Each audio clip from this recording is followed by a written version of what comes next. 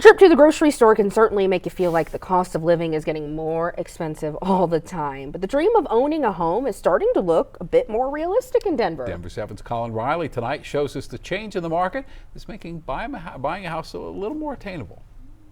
This is a house.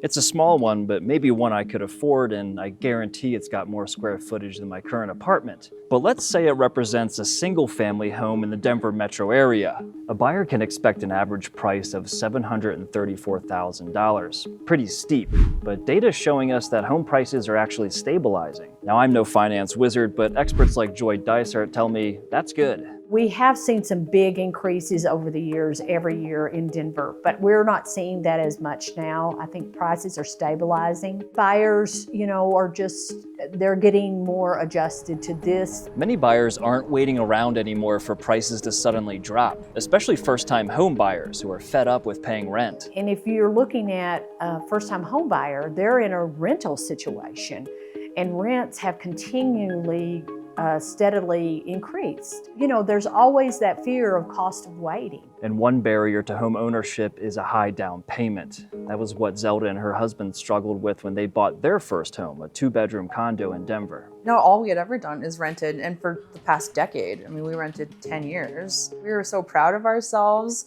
We were proud of the roots that we've put down, and we're proud that it gave us the confidence to start a family.